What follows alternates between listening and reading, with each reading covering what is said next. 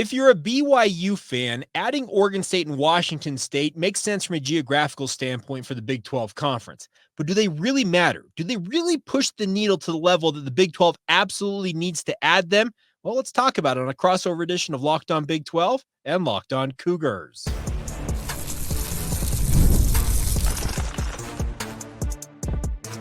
You are Locked On Cougars, your daily podcast on the BYU Cougars, part of the Locked On Podcast Network, your team every day. Happy Wednesday, everybody. Welcome into Locked On Big 12 and Locked On Cougars. I'm Drake Toll from America's #1 Big 12 podcast, Locked On Big 12. Thank you for making these two shows your first listen every single day. Today, having a conversation with Jake about Washington State, Oregon State, the regionality that it would bring to the Big 12 for the schools that are out west, and if it makes sense financially. Jake, off the riff here. When you think, I know we had this conversation about a month and a half ago, but now more sources, more people are talking about ESPN bringing these two entities into the Big 12 conference. When you think about the two universities from a BYU standpoint, do you say, on the one hand, yes, bring it, great people, good schools, or no, don't, it's unnecessary? I think from the BYU side of things, I think the more the merrier. And quite honestly, I think BYU has a lot of empathy for what Washington State and Oregon State have faced. Obviously, they were Power 5. They were part of the Pac-12. They had been cashing these massive revenue checks. And I think BYU can commiserate watching them essentially kind of fall by the wayside here, because BYU spent over a decade chasing where they're at right now in the Big 12 conference. So I think, quite frankly, speaking for BYU, I think they would be okay with another set of Cougars and obviously the Beavers joining the conference. I know it's been 1 year. BYU has not gotten the full effect of a Big 12 schedule and what it will be like to travel the country, but let's talk that. Based on the sample size of a single fall, does it feel like BYU already, and I know West Virginia fans are throwing things right now. They've been dealing with it for 10 years in the Big 12 conference. Nobody close to them, no driving distance. For BYU, do you already want somebody who gives you at least a little bit, oh, hey, look, that airport's closer to us? Absolutely. I think BYU fans are all about some regionality. And the other thing about this, Drake, and you and I talked about this, I think the last time I was on with you, is we talked about the fact of potentially expanding this conference to where it's maybe 24 teams, and then maybe you split it down the middle and go with like some 12-team divisions, for lack of a better term, and maybe do it that way where, yeah, you keep it more regional for the BYUs and the Arizona schools, Utah, obviously, out here in the West, and those Eastern wing obviously would have more regionality. And you can have crossover matchups, obviously, but I think Cougar fans would all about being able to travel to, let's say, Portland to go to Corvallis and also go to Moscow, Idaho to drive across the border to Pullman, Washington. I think they'd be all about having some more regional matchups and be able to make some quicker trips, as it were.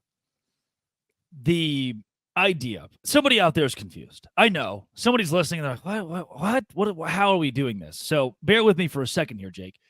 The Washington State, Oregon State left off the Pac-12 table situation sucked. And the reason that happened was the ACC maybe he's gunning for Notre Dame and wants to bring in a Stanford or a Cal or some of these schools that Notre Dame might feel more enticed by to join their conference. And then you look over at, hey, wait a second, they've got Directors Cup going for them. What if we leave Washington State, Oregon State off the table? They have historically not that good, but Washington State's TV viewership is spectacular. Oregon State, good at football. I know you watched the game where they beat the brakes off of Utah this last year, decimated Utah. They will bring a certain piece of viability into the conference. This isn't just an orphanage. We'll take whoever and for whatever. And if ESPN sees they are going to make us money, us being ESPN, they will move the two schools to the Big 12 conference.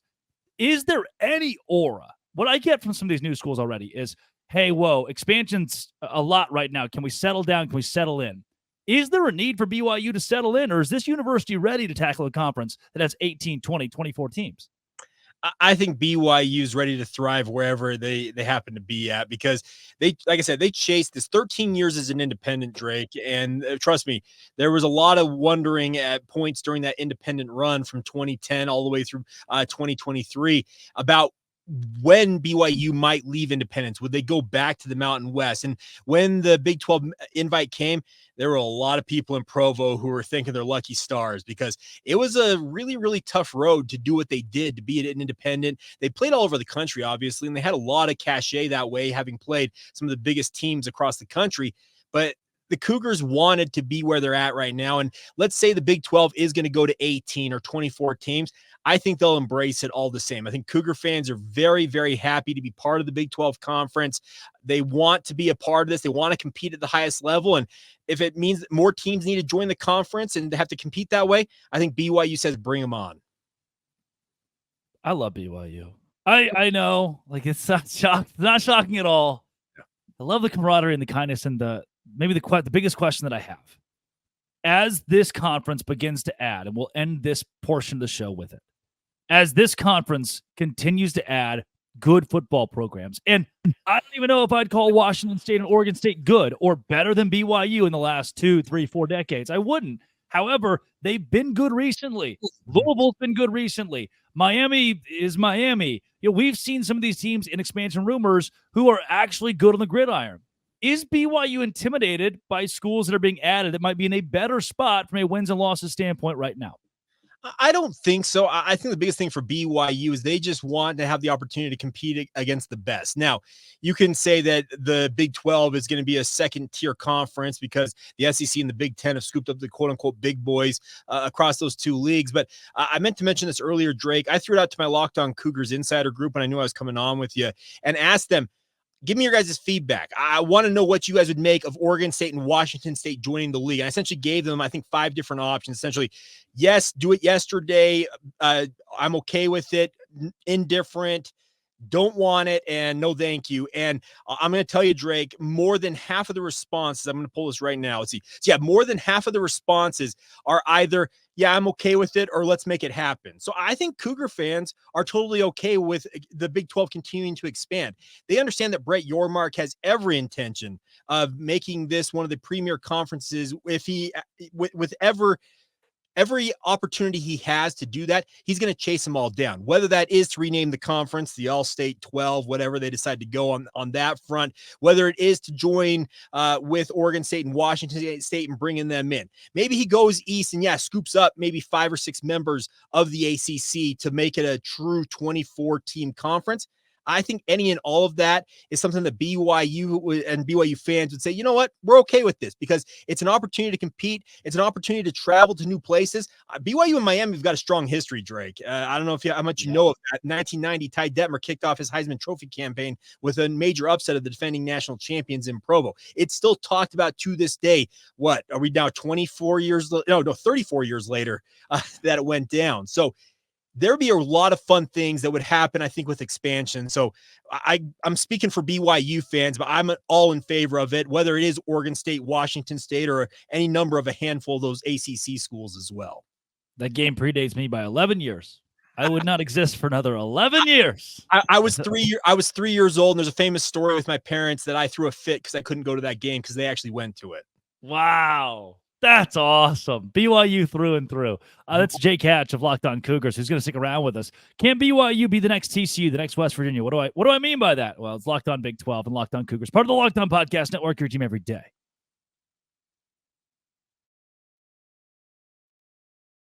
Today's show is brought to you by GameTime. And you're going, Drake, what's GameTime? It's always GameTime for me. That's where I buy my tickets to things. Bud, let me tell you this. I'm going to a concert in Salt Lake City, Utah. That's right.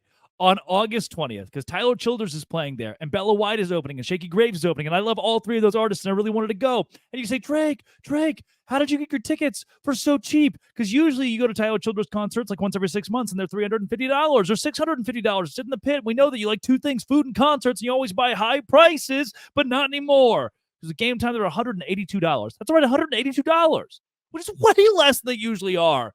Game Time has flash deals, zone deals, all in pricing. Toggle the feature. See what the price is without any haggled fees at the end. Get a seat view. Get the lowest price guaranteed and get Game Time ticket coverage, the most flexible customer service policy in the industry. Take the guesswork out of buying tickets. Download Game Time app. Create an account. Use code LOCKEDONCollege for $20 off your first purchase. Terms apply. Again, create an account. Redeem code LOCKEDONCollege for $20 off. Download Game Time today. Last minute tickets. Lowest prices. It's guaranteed.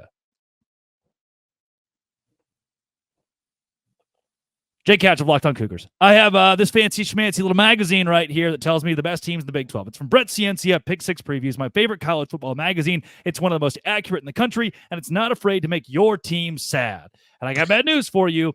It does make BYU fans sad. Kansas State, Utah, Arizona, Oklahoma State, we know are being really highly touted preseason. BYU, according to this magazine, will finish 15th in the Big 12. On a scale of 1 to good, Jake, that's not.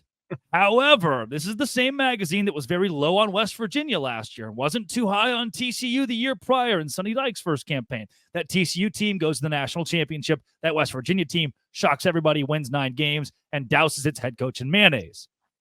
Can BYU be one of those two teams and have that kind of story in 2024? Can they? Yes, they can, but there's going to be obviously some things that need to happen for them to live that dream. Now, I'll give props to Brett. I've known him for quite some time, just like you, and he does a really, really good job prognosticating things, but that's what they are. They're prognostications. They're looking ahead, trying to take past information and forecast ahead. The biggest thing for BYU this fall, Drake, is that they need to go out there, get steady quarterback play that can get the ball into the hands of BYU's playmakers. I think outside of quarterback on BYU's offense, they've actually got quite a bit of depth at wide receiver. I think running backs fairly deep. I think the offensive line has got a newfound just optimism for what they can accomplish with a new coach leading the way there. And the tight end unit, I think, has got a lot of guys that can contribute as well. So if you can get steady quarterback play, I'm talking from the offensive perspective, who can get the ball into the hands of his playmakers, doesn't have to necessarily be the Tom Brady, as it were, for BYU football. But if he can be that guy that can get the ball out to those playmakers, let them make him look good, that would go a long way to helping BYU surpass, maybe a forecast of finishing 15th in a 16-team league. I have confidence that Kalani Sitake can win. And I have confidence that if he doesn't win, he's still the head coach at BYU next season. This was the first losing year for the Cougars since 2017. So it's not like the program is gloom and doom after going 5-7 when joining a brand new conference. There are plenty of other schools who struggle their first year making a complete jump up. However, based on last year's analytics, 102nd in scoring offense, 121st in total offense, 117th in yards per play. And I know there are returners, including Jake Retzloff at quarterback or Gary Bohannon, who you've added, and it's a very important position. But how does BYU take those numbers with similar and different guys and completely reverse the script in 1 year? First things first, better offensive line play. They fired their offensive line coach shortly after that season ended and replaced him with TJ Woods. And TJ Woods' track record suggests when he has talent on his offensive lines, everywhere he's been, he's gotten results from them. And I can tell you, having watched parts of 3 practices so far in training camp for BYU, that I'm seeing a much improved offensive line. Now, that's them going against their own guys. Obviously, that will have to translate when they get out there against real opposition coming up this fall. But the O-line last year just absolutely crippled everything BYU tried to do. There was a long stretch there, Drake. I think almost 8 games of the season last year, BYU was trending towards its lowest rushing output since before 1950. It was that paltry of an output especially from the rushing offense. So if you can get better offensive line play, allow BYU's running backs to have a little breathing room when it comes to running the ball, because it felt like time and time again, these guys are getting hit, whether it was in the hole or in the backfield, that just absolutely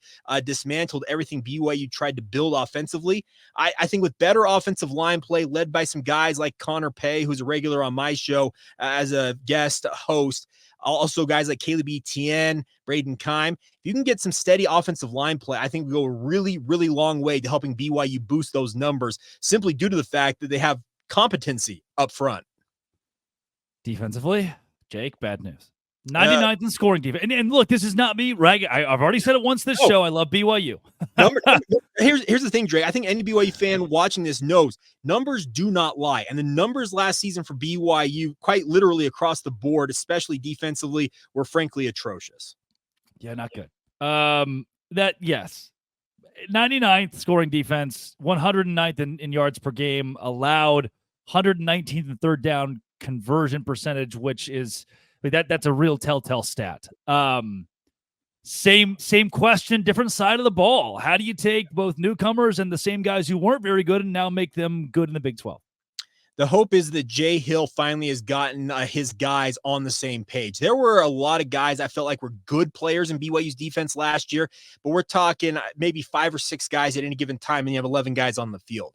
I think this year they're far more cohesive in terms of understanding what each level of that defense is expected to do on any given play. I used the analogy not that long ago on my podcast of Jay Hill going through a year zero defensively, where he had to tear it all the way down, quite literally to the foundation, and build it back up. And there were moments, highlights last season, but the numbers, as I mentioned, they do not lie. And BYU's numbers defensively were awful.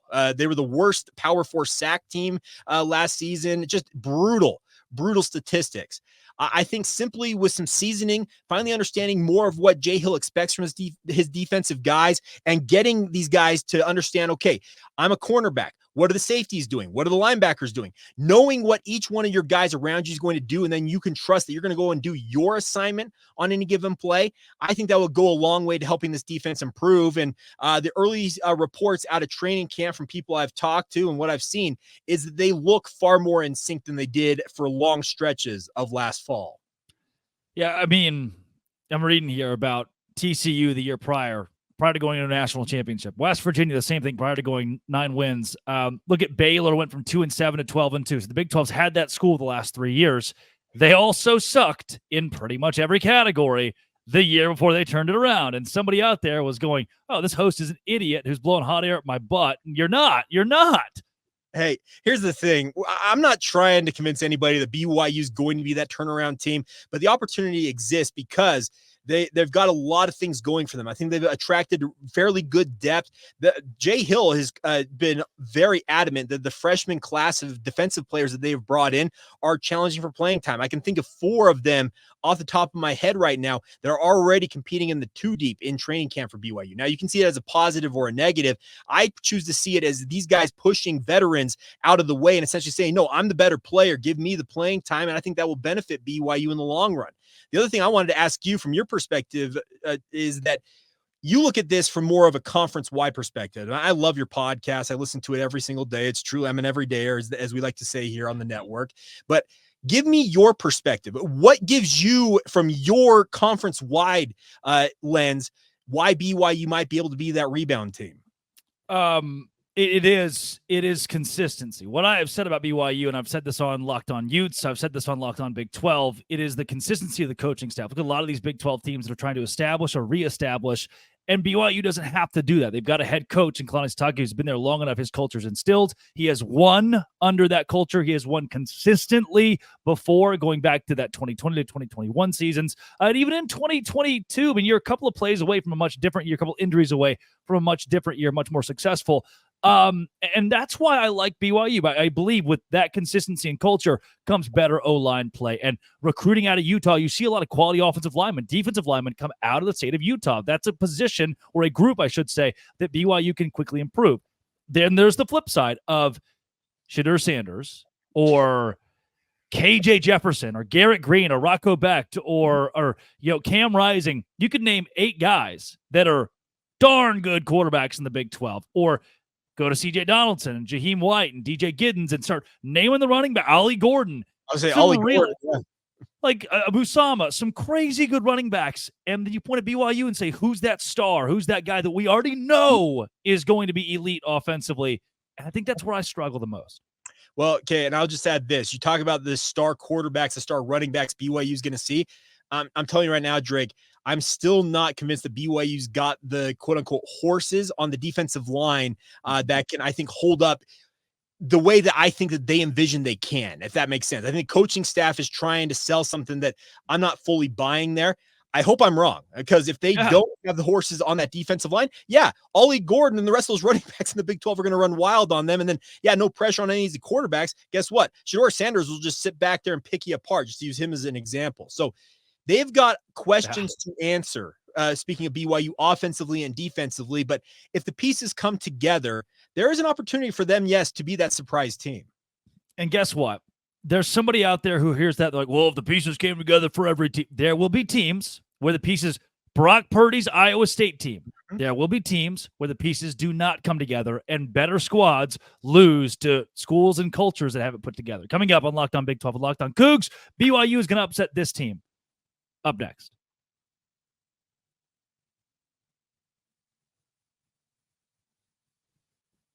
Jake Hatch of Locked On Cougars joining Locked On Big 12 today.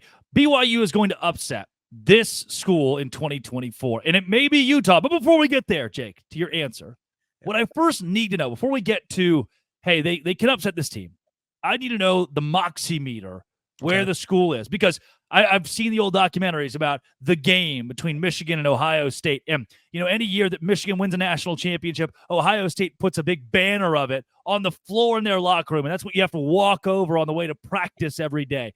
BYU lost its last 5 games, 0-5 down the stretch last season. How much of that is ingrained in this team to try to reverse it this season? Well, let's just put it this way. They've heard it every single day, all off season long. There's a video they put out from their strength staff not that long ago, and it's like one microcosm.